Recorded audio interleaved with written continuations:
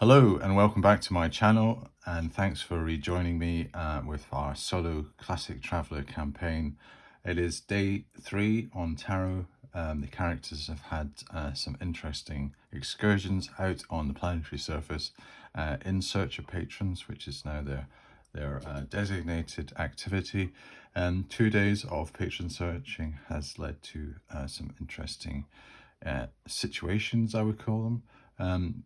On day 2, we had a close run-in and almost became participants in a public demonstration which had some political and rather sinister undertones. It was a protest against exactly what the travellers are, which are off-worlders, and the fact that there's an element of what is viewed by some of the locals with nepotism. They must have been quite extreme, locals, because that's not really the form as far as locals are concerned. They're not really too interested in political agitation or the showing of emotion. They're very quite stoic individuals. That's viewed as being rather vulgar. There's quite a bit of a run-in with a couple of basically political thugs, and characters had a lucky escape.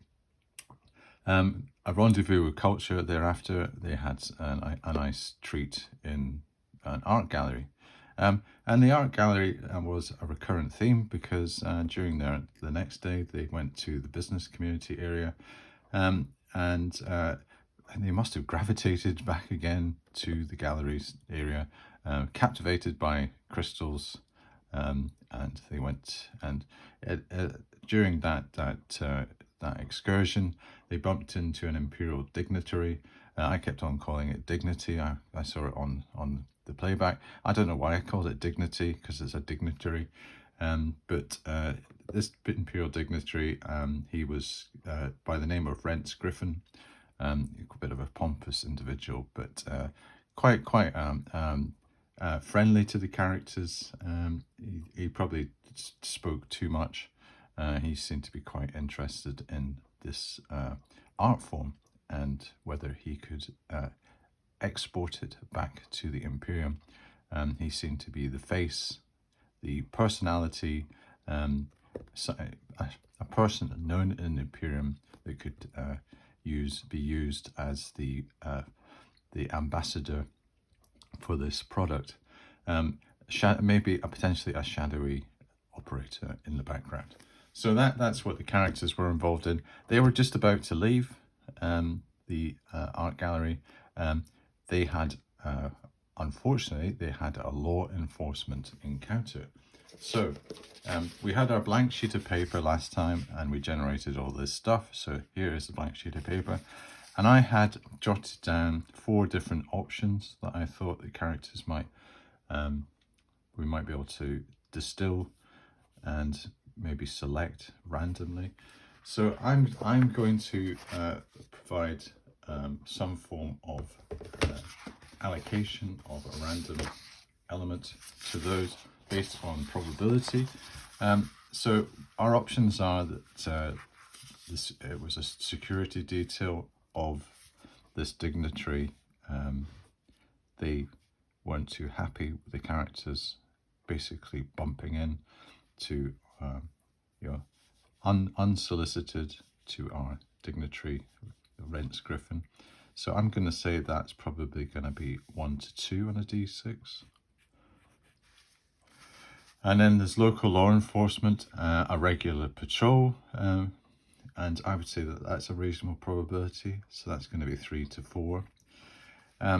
Local law enforcement, the ones that they had been tipped off with some CCTV and potentially suspicious behaviour from the political demonstration the day before. They were following up inquiries, so I'm saying that's a less of a probability. And one as the outlier, there's an Imperial shadow security operation. They don't think that this chap, this Rents Griffin, is all that he seems. He might be getting mixed up with some rather clandestine activities. They have their suspicions, and what the Imperium does for any of its key hierarchy members, which probably will amount to millions, if not billions, of individuals.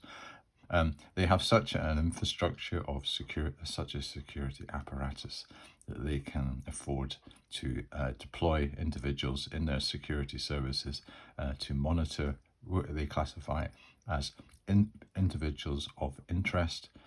So it looks though Rance Griffin is an individual of interest. So we might have an encounter with them on a 6. So we have a straight roll on the steps as we descend to get into probably our vehicle back to the Dragon Hotel. What security force are we going to come across? So let's get our D6 out. We get number 5. Right, so it is one of the outliers. It's the local law enforcement CCTV suspicion angle. So I would say that a couple of officers of the Tarot security forces, as the characters are just about to get into one of the, they've called a taxi, and just about as they're about to get into the taxi, a couple of individuals dressed as security personnel walk up to the characters and they say, "Excuse me, madams," well, I say madams, madams and sir, could we ask you a few questions about some of your activities on the planet? And the characters seem to be slightly taken aback by this, and they say, I'm sure we can, officer, but surely we have not been involved in anything. Have you? What are the questions that you want to ask? We're quite surprised. We think we are law-abiding citizens, and all we are doing is just enjoying the wonders of your culture, and all that provides. And they say, no, there's nothing to be concerned about. This is just routine. This is the line of inquiry that our captain has asked us to follow. And just to say, we noticed that you were either participating or observing. That's the sort of thing we'd like to ask you in the demonstration yesterday. We have on closed circuit television and security camera the fact that you were, we don't know the extent whether you were involved in that operation. So Fiora stands forward and says, look, we actually were, by chance, almost drawn along by the crowd. And during that operation, we tried to use our, we have been involved in this type of disturbance before, and that's what we discerned, officer. We had no intent of being there, and at the earliest opportunity we tried to get away. We were actually apprehended by a couple of individuals who were a bit hostile to us, but we managed to explain ourselves and get away.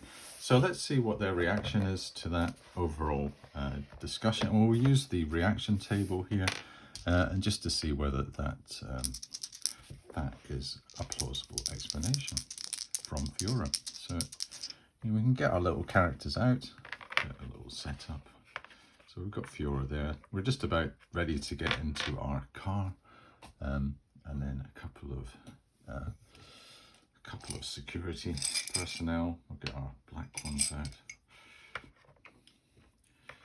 Just giving us a bit of echo. And are they going to settle for that explanation? So we get a 9.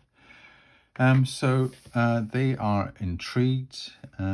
I would say that that is probably quite positive. I think they are interested in our story. They seem to, it said, well, that possibly confirms some of the things that we have picked up on our security. We just wanted to maybe ask you a couple of detailed questions The fact that you had been and had a bit of a confrontation, for want of a better word, with these two individuals. Could you maybe give us some details of what they looked like, and just what their overall manner, or whether they gave away any of their personal details? And Fiora says, unfortunately, we did not, and it was a very fleeting thing. I'm sure we could probably provide you with some cursory details, but really it was a kind of heat of the moment thing, and we really didn't engage with them too much. And they say, okay, you are staying at the Dragon Hotel? And we say, yes, we are. We might follow up our line of inquiry with you later. So in general, I think we've kind of got away with that. We can get into our taxi, zip back to the Dragon Hotel, but with with the knowledge that the security forces are, for some reason, interested in our movements, interested in our contacts, specifically about this protest, this political protest. And I think our diagnosis as characters is that this was basically something to be avoided, and it was we got ourselves into a bit of trouble being mixed up in that. Maybe we should stand back and try to disengage. Okay, well, that's the end of day 3. We just spend the evening in the Dragon Hotel. We have a couple of drinks. We don't do anything excessive.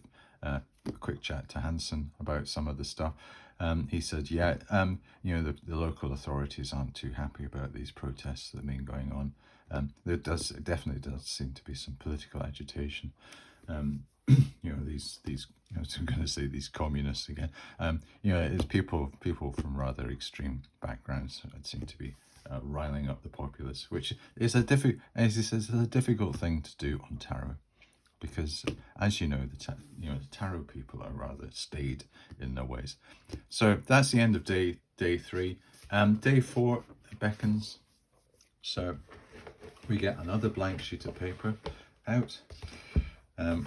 I can move on to, well, in fact, we'll just continue on this blank sheet of paper because I do seem to have enough room on it. We'll do patron search, tarot, day 4. So, we do our usual thing of working out, where we get our checklist of what we do with our adventures checklist. We do, this is the order that we do it. We do our patron check, our rumor check, our random encounter check, and our legal encounter check. But first thing is that we consult the patron searching table to find out where we're going to go. So where are we going to go today? Are we going to go to the Starport for a change, or are we going to stick with the urban area? It's a D6 to find out. Oh, we're going for the 4 again. This is it's proving very popular, the urban area. We go into the urban area and take in some local events, gatherings, or organised entertainment where they might meet potential contacts, see the sights while out, tourist areas, art centres, cultural places, government buildings, and political events and rallies. Oh dear. So all the things that we probably shouldn't be doing. Well, we can probably do the art galleries again, but my goodness, we've really been majoring on that just now. Okay. Let's just get out there and see what happens. We'll do a patron check roll.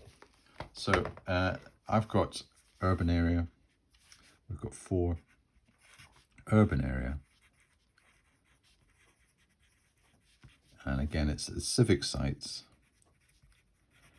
Maybe we take in some sporting event. Yeah, that would be good fun, I think.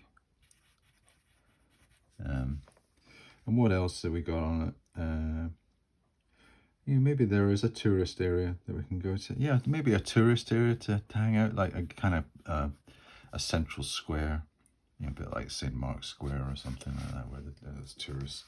We get our sunglasses on, our Ray-Bans, and we start just looking the part with the Hawaiian shirts. So let's do, we'll perform a patron check roll. So we need a 6. So this is the last time it's an obligatory roll.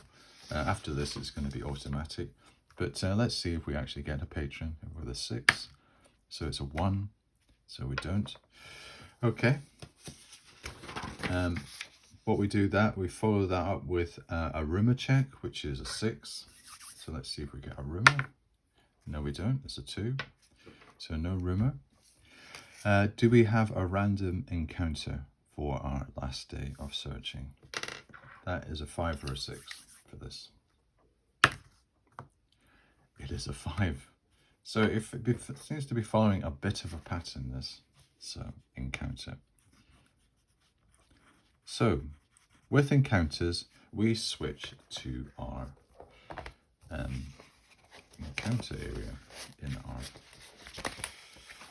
our rules guidelines that I have. So that is after my rumor section, and I have another sub checklist. So we've performed the encounter roll, and that's been positive. We determine encounter identity using the appropriate table. So this is the urban area. So when in the urban or rural encounters are required, roll a d6, and a 1 or 2 will resolve on the traveller table, or there. Otherwise, we go to the mongoose urban table. So what's it going to be? We'll get our d6 out for this.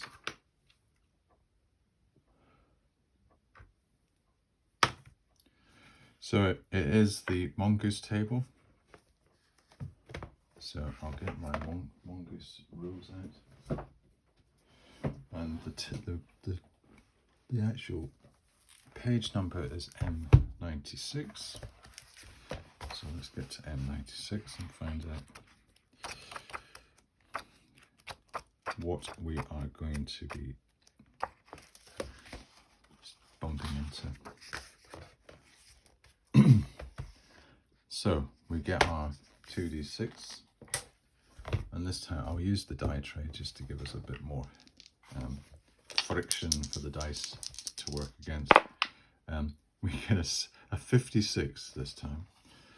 Okay, so 56 means street preacher rants at the travellers. Wow. Okay, so street preacher rants at the travellers. So I'll put that down. It's a street preacher. So we haven't really talked too much about religion on this planet. Rants. Is this one of the end is nigh type thing? So what other things can we do? Determine encounter identity using the appropriate table. Tick. Determine motivation.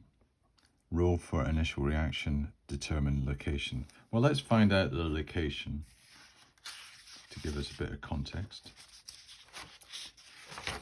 And we might actually do the motivation this time, just to get, again, maybe that'll get a bit of nuance to the encounter. So I've got my urban table, and I have to roll a d20 on that. So let's roll a d20. So I get a 4 on my urban table. So it's a corporate enclave plaza, a meticulously maintained public space at the foot of towering corporate headquarters with sculptures and fountains. So this is my tables are designed for, I can use this on any planet, any urban area. We don't have towering skyscrapers on Taro, so I will say it's not the foot of towering corporate headquarters, but if there are corporate headquarters, we are at them. So maybe a 3 or 4 story building, and this is the public space around. So this is probably going to be in a domed area of the city, and the sculptures and fountains about. So this guy must have. So I've got it in the corporate plaza.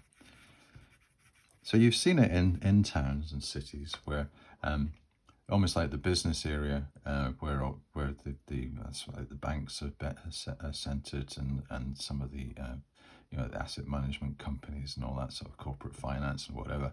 They have these kind of basically manicured little garden areas and kind of concrete paved plazas.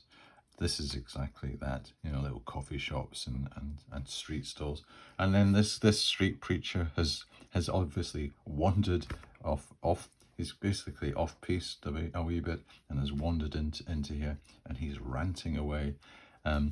Now, let's see whether he has a bit of a motivation, because that might give us a bit of a hint on what he is preaching.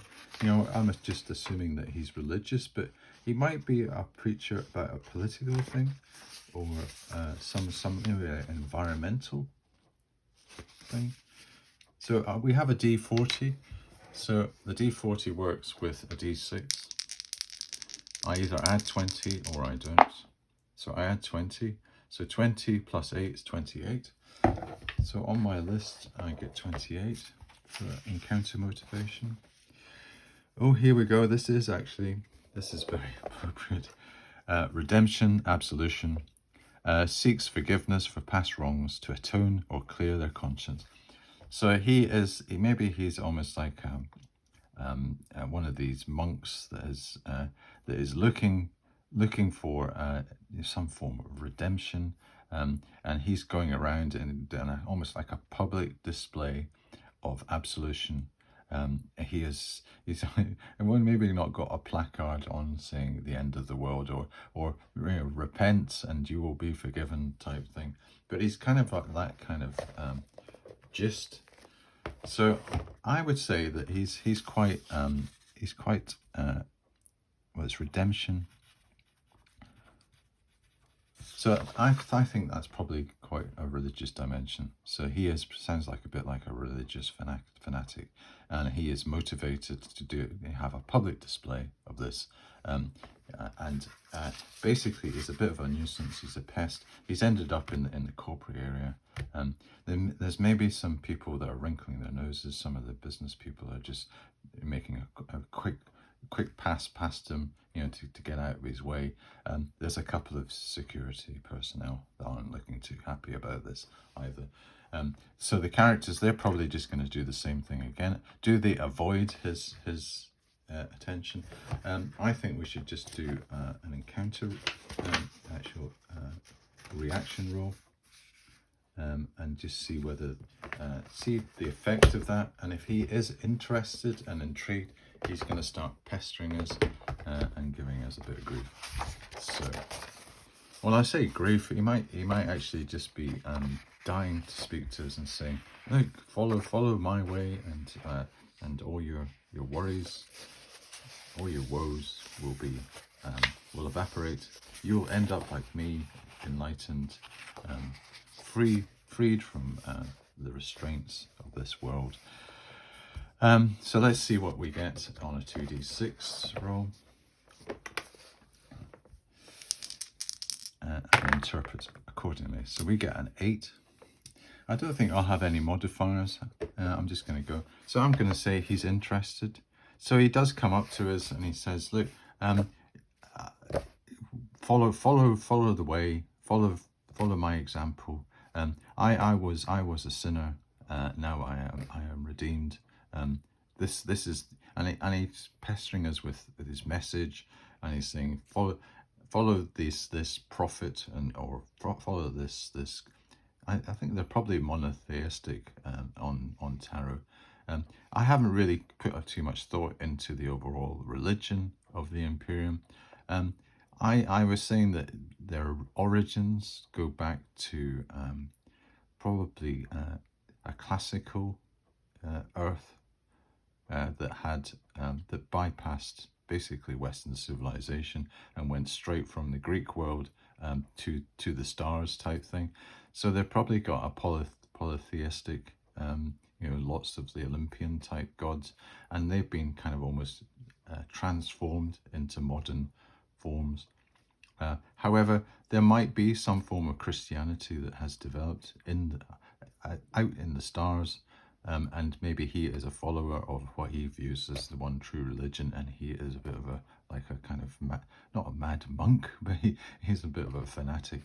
And he is giving us his jam on the benefits of monotheism. Get away from all this pantheon stuff. I have been released. I don't think it's going to come to too much. I think he's just a bit of a harmless, um, um, harmless. So I think let's just do another roll based on the fact that he's interested. He's given us his lowdown. If we get another reaction that is positive, I think we can disengage. If we get a hostile one, I think he turns a bit nasty on us and starts to shout and cause a bit of a scene. So let's find out what we get. And I'll put a modifier of +1. That the characters have been quite good at neutralizing the situation and getting on top of it. You know, Fiora and Bastian, they're probably quite used to dealing with on the other worlds that they've had police actions, and you know, the local types that that exhibit this type of behavior. So it's a 4 + 1 is a 5. So that is hostile, may attack. So I would say that he really starts to get a bit upset, and he says, you must listen to me. This is imperative.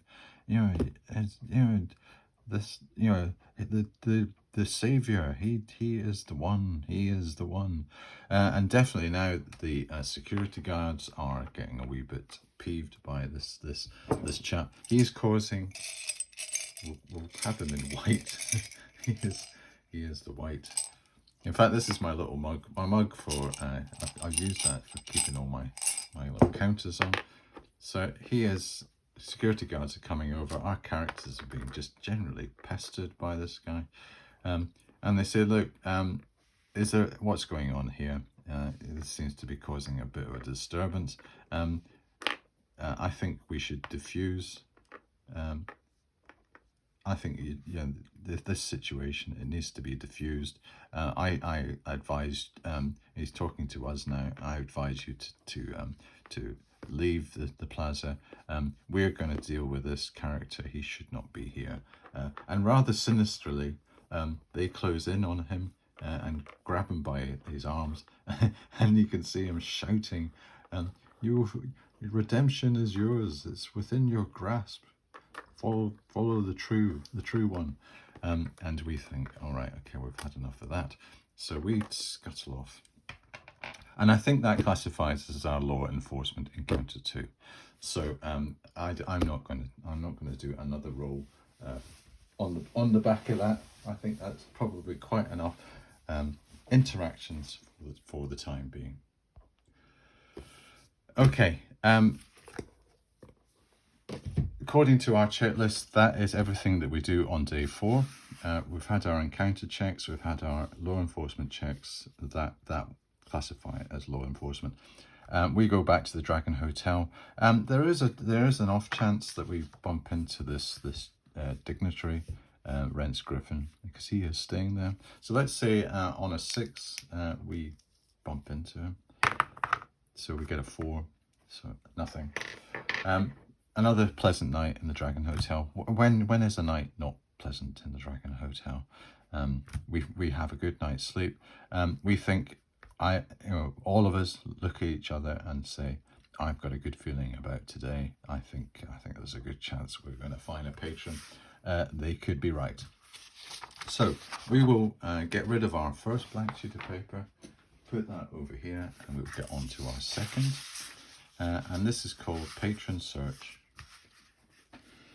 Patron Search.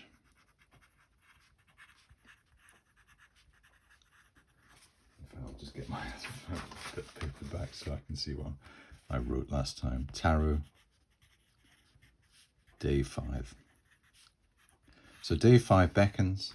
Another beautiful day on tarot. We are going to do a patron search. Where are we going to search for our patron today? So now this could be quite crucial, because we know that we have a feeling that we might actually bump into a patron today. So this could be the place. This could be the place. We've already done the cultural area to death. We've done the business area. And even when we did the business area, we ended up drifting into the culture area. Maybe we've gone to some more of the entertainment areas in the culture area, and it's not been quite high art and culture. So we do a 6. So what is a 6 on our thing? We haven't had a 6 before. Get that down on our little list. 6. 6 on our chart is... Right, okay. Starport facilities. The Imperium Starport Authority might need specialists or contractors for specific tasks, legitimate opportunities, and limited. Check the job boards, if any, for posted work. Talk to cargo haulers, ship captains, and other travellers. Observe incoming and outgoing ships to identify potential clients. So that kind of describes where we're going and the type of things that we'd be doing when we got there. So the Imperium Starport Authority, so kind of legit type thing, probably above board, maybe quite limited, the opportunities. We'll be checking job boards, chit-chat with cargo haulers, any ship's captains, quite a kind of spacey type thing. So this is real traveller stuff. This is what it's all about. So Starport facilities, we'll put down.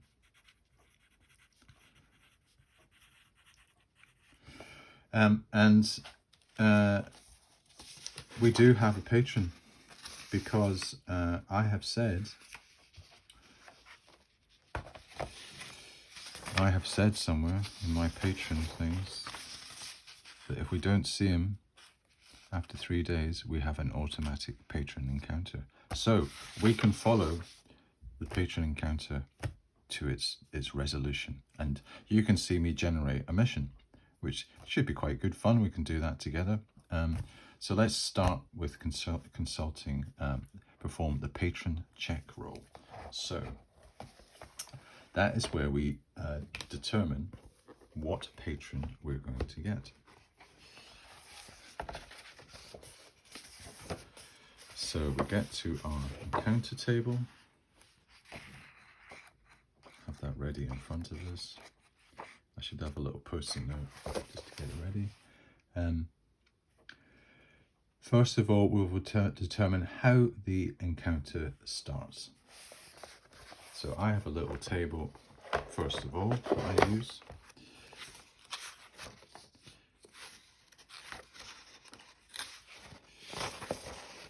How does the patron encounter start? Let me just quickly check my checklist. Yeah, location's a bit later. I have this table here called How Does a Patron Encounter Start? And it's just a simple D6, and that gets us kind of hooked up with this patron. How do we bump into him? Do we bump into him? Is it pre-planned? Is he wanting to see us? So we'll get our D6 out and just roll it, and I get 6. So 6. The patron overhears the characters making inquiries and heads over to meet them. Okay, so that's how our introduction is. And who is going to come over and meet us? So we have patron list 1 and we have patron list 2. So before consulting this matrix, determine which patron list or distinct specially generated list will be used to determine. So I just do it 1 to 3, it's patron list 1, and 4 to 6 is patron list 2. So again, let's get our dice out and find out. So we have patron list 1. Okay, so we roll 2d6. So we'll have red first. So that's 26. And is any modifiers to this? If merchant, DM of -1. If noble, social standing DM +1 to the first die roll. So actually, we do have a merchant with us. So we get a -1. So that is a 1 instead of a 2. And if other DM minus, we don't have another. And if marine or army or marine character, DM of +1. So that gets added. So we can't get any higher than a 6. So it's going to be a 1 and a 6 is our patron encounter matrix. So a 1 and a 6. is 16. So, oh, that's my random encounter. 16, 1 and a 6. Yep, it's 16. So 16 is, oh my goodness, terrorist. You saw it there, terrorist. The characters don't know it's a terrorist, but it is a terrorist. So, we'll write this down here. Patron. So what is a terrorist doing in the Starport? This terrorist has got past security. My goodness. Maybe we're going to have to kind of rationalize this down. So I'll jot this information down first. And he overhears characters. And he heads over. Okay. So what else do we do on this patron? What a start. Determine the patron using 2 lists. Yeah, we've done that. Determine name, sex, age, and experience. So let's determine sex first, because that will determine the name. So we'll have name, sex, age, experience. So 1 to 3 is male. Yep, it's male. It's a male terrorist. They don't exactly go around with a badge on saying, hey, I'm a terrorist. Don't look at me. And a male name, we'll get this table here. So we'll do, the red is the rows, 4, and the columns is the black. So that's 1. So that's Jakev. His name is Jakev. And what is his surname? So we'll do the row based on the red first. So that's a 4, and that's the second one. So that's 24. And the column we'll say is 1. So that's Zapal. Jakev Zapal. Quite an exotic name, that. Okay, so that's that character name. What about age? 1d6.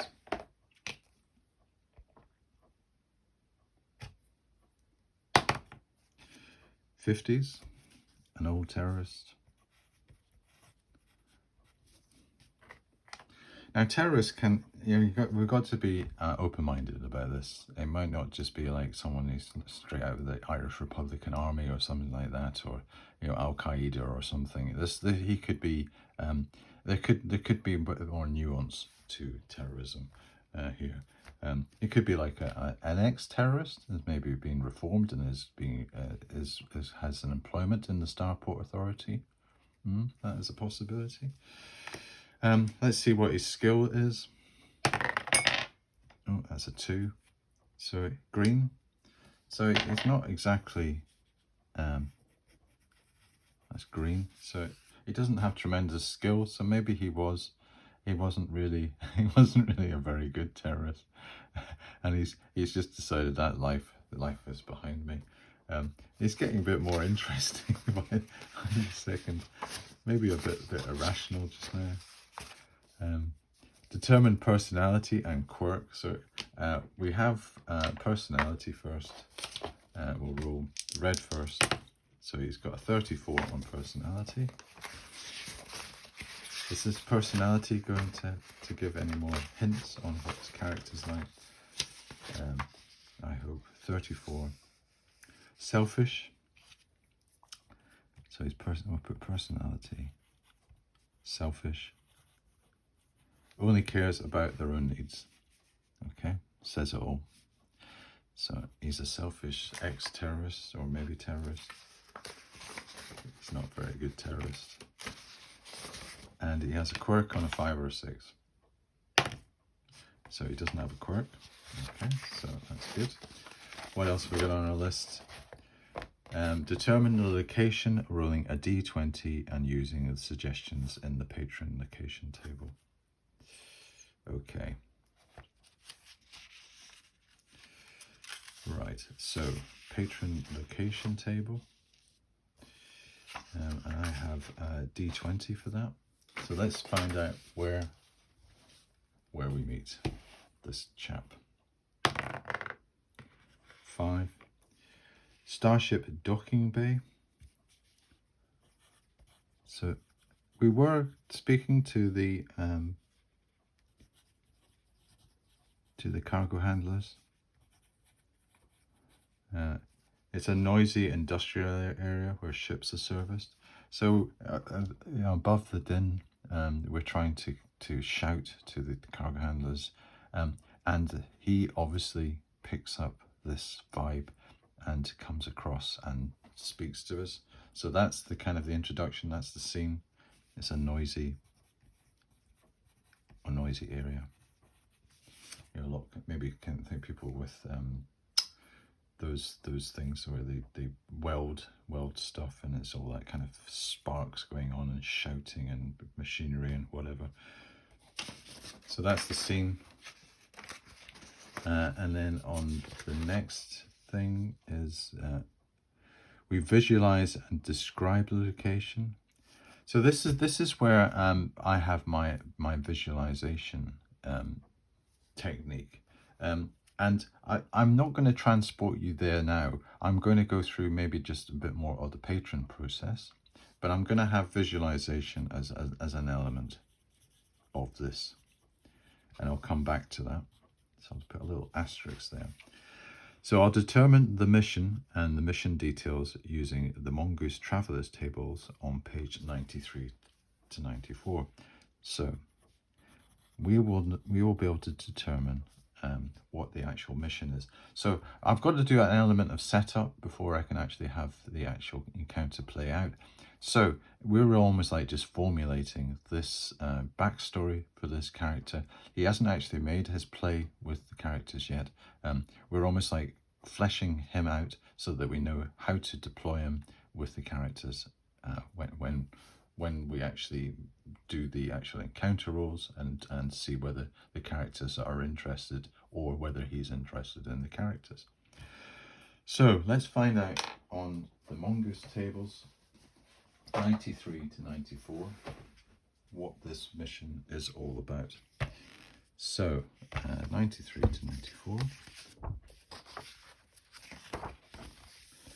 Patrons and missions. So I don't use the random patrons table here, but I do use the random mission. So we'll have red first. So it's 52. So 52 is survey a planet. Wow. We could be in space. Survey. And I was supposed to keep it to Earthbound, or I say Earthbound, Tarot bound. So we'll put survey a planet. Now, I think in a previous episode, I said, don't take these literally. It might have a planetary or a space connotation, but that could also be to do with maybe some information about space, so we don't actually go into it. I am getting more and more tempted to just say, we could maybe flesh this adventure out so it does have a space dimension, and we get that tantalizing prospect of doing some interplanetary, that G acceleration stuff with the starships, or I would say starships, the spaceships that goes shooting around inside this solar system, and we might actually be able to have a chance to do some solar system design as well, which might be quite interesting. And I'll have to maybe come up with some little tables to define. So survey a planet, and we don't need things like random targets and random opposition here. We've just really got a mission there, so that's good. Because if it said a target, I'd have to do it on another table, or if it had potential opposition. There might be opposition in this, and I can determine that later on. Who's to say? This surveying of a planet might be opposed. In fact, I think we'll actually do that now, because I think we don't have a target, but we might have some form of opposition. And if I generate something, we've got that in the background as a potential. It'd be interesting to see what the type of opposition would be. So on 94, we have random opposition. Some of this could be a bit ridiculous, but I'd have to kind of modify it to the situation. But let's just do the red dice first. We've got a 42 on the random opposition, and the 42 is a target, is an orbit. All right, a target is an orbit. Right. So that we have to, so we've got a target in orbit.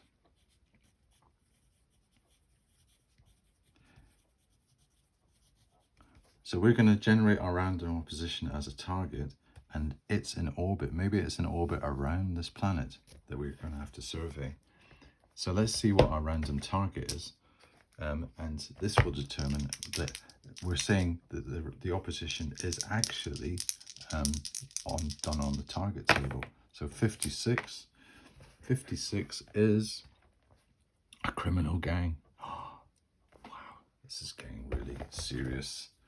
So there's a criminal gang in orbit some way to do with a mission that's involving surveying a planet. Wow, isn't that interesting? What could that be? I have some other steps. I do I determine the mission parameters first, and I have a little table for that.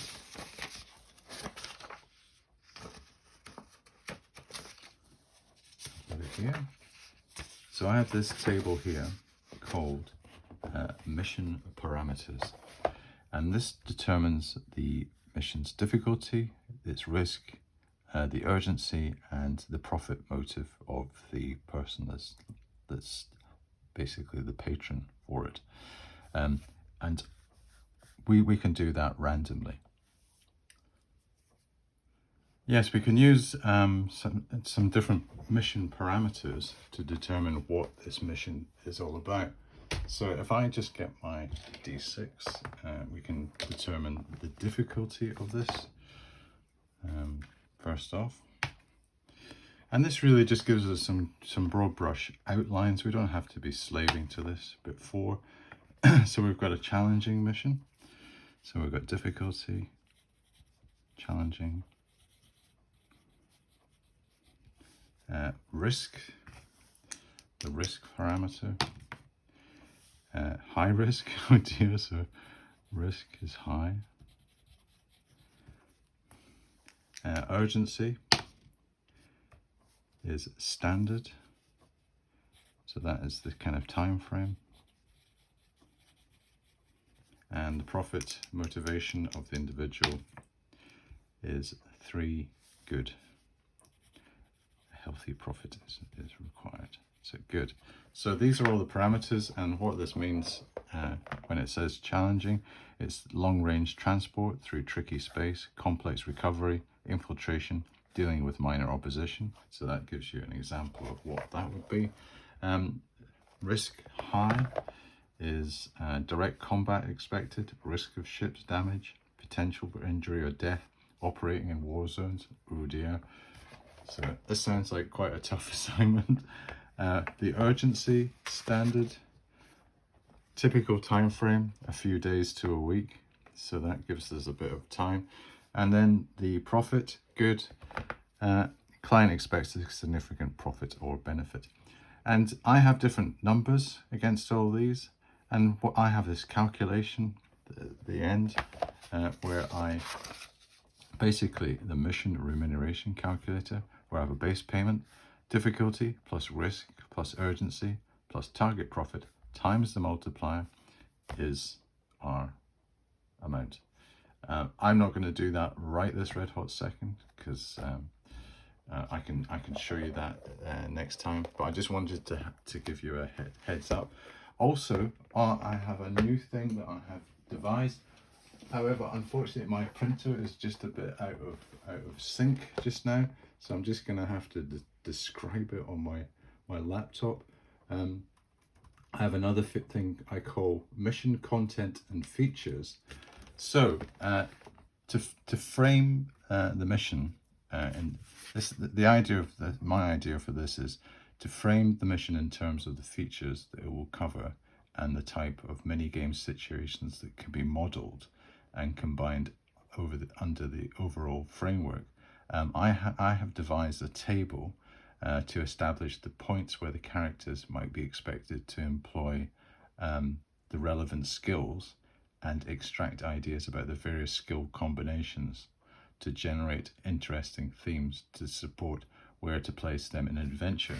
So basically, I have a table which has 1, 2, 3, 4, 5, 6 columns.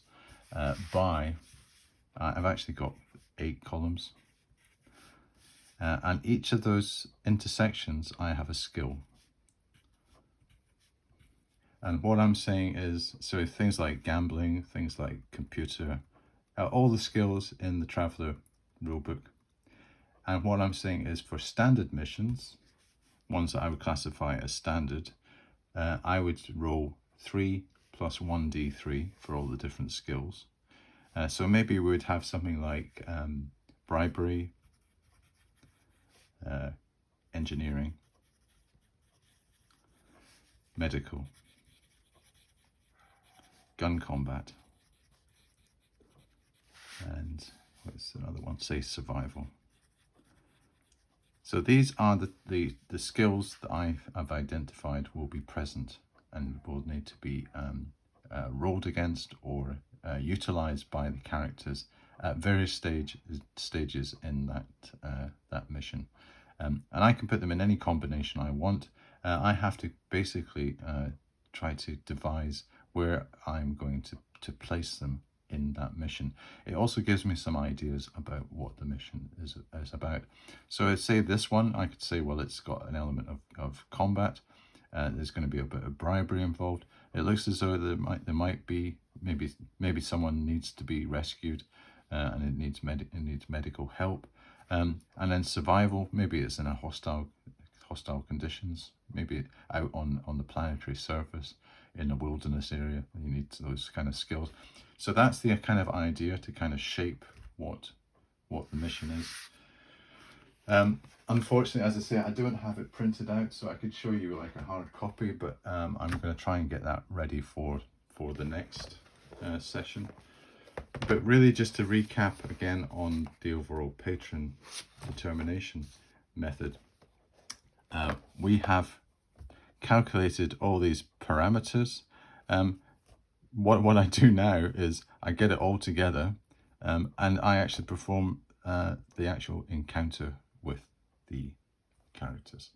Now, I can see that we have spent quite a bit of time doing all this sort of thing.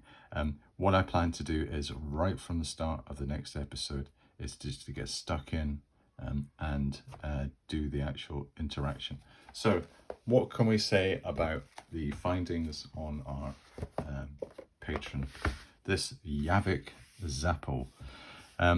We've got potentially a very interesting mission shaping up, all to do with the overall theme, survey a planet.